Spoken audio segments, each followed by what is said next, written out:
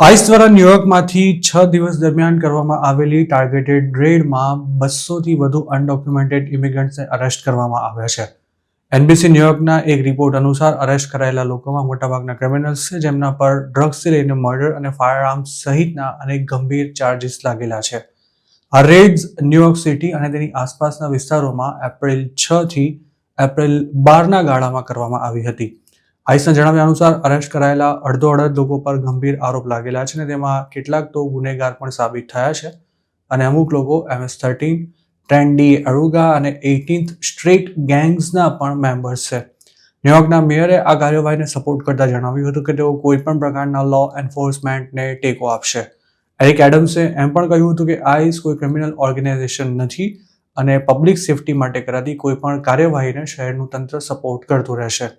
એક અઠવાડિયા સુધી ચાલેલી આ રેડ્સમાં આઈસની સાથે FBI, DEA તેમજ ATF સહિતની ફેડરલ એજન્સીઝ પણ જોડાઈ હતી. આઈસના એક્ટિંગ ડાયરેક્ટર ટોડ લિયોન્સે આ કાર્યવાહી અંગે જણાવ્યું હતું કે લો એન્ફોર્સમેન્ટની ગતિવિધિને કારણે ન્યુયોર્ક આજે એક સુરક્ષિત શહેર બન્યું છે. આઈસની તાજેતરની કામગીરીમાં જે 206 ઇલીગલ ઇમિગ્રન્ટ્સ પકડાયા છે, તેમાં 121 ક્રિમિનલ બેકગ્રાઉન્ડ ધરાવતા હોવાનું ન્યુયોર્ક પોસ્ટના એક રિપોર્ટમાં જણાવાયું હતું. પરંતુ કેટલા લોકોએ કોઈ ક્રાઇમ નથી કર્યો તેને લગતી કોઈ માહિતી આઈસ દ્વારા પબ્લિશ કરવામાં નથી આવી. ન્યુયોર્કના કાયદા અનુસાર જો કોઈ અનડોક્યુમેન્ટેડ ઇમિગ્રન્ટને પકડવા માટે આઈસ પાસે વોરંટ હોય તો જ લોકલ પોલીસ તેને સપોર્ટ કરે છે.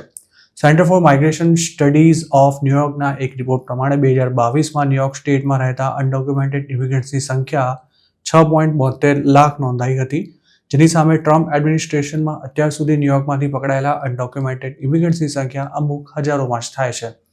ટ્રમ્પે સત્તા ગ્રહણ કરતા જ સૌ પહેલા ન્યુયોર્કને ટાર્ગેટ બનાવ્યું હતું અને DHSના સેક્રેટરી ક્રિસ્ટી નોએમ પણ આઈસની રેડમાં બની ઠનીને ફોટોશૂટ માટે સામેલ થઈ જતા હતા. પરંતુ હાલમાં જેવા રિપોર્ટ આવ્યા હતા કે ક્રિસ્ટીએ સોશિયલ મીડિયા પર કરેલી શોબાજીને કારણે આ રેડ્સને ધાર્યા અનુસાર સફળતા નહોતી મળી શકી.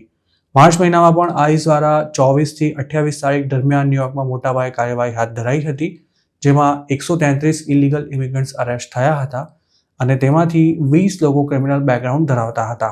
ઉલ્લેખનીય છે કે હાલ ક્રિમિનલ એલિયન્સને પકડવા માટે આઈસ દ્વારા કરવામાં આવતી ટાર્ગેટેડ રેડ્સમાં જેમનું કોઈ ક્રિમિનલ બેકગ્રાઉન્ડ છે જ નહીં તેવા લોકો પણ મોટી સંખ્યામાં જેલ ભેગા થઈ રહ્યા છે.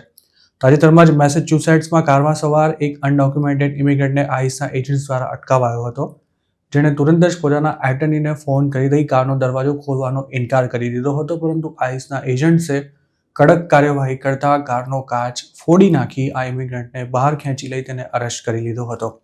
તેને આઈસના એજન્ટ્સ લઈ જઈ રહ્યા હતા ત્યારે જ તેનો એટર્ની ત્યાં પહોંચી ગયો હતો, પરંતુ તેમ છતાંય તે પોતાના ક્લાયન્ટને નહોતો છોડાવી શક્યો. આ કેસમાં સૌથી ચોંકાવનારી વાત એ હતી કે આઈસના એજન્ટ્સ જેને શોધી રહ્યા હતા તે વ્યક્તિ બીજો જ કોઈ હતો અને તેના બદલે અન્ય કોઈને ઉઠાવી જવાયો હતો અને આઈસ દ્વારા પોતાના એજન્ટ દ્વારા કરાયેલી આ બળ પ્રયોગની કામગીરીનો પણ બચાવ કરાયો હતો.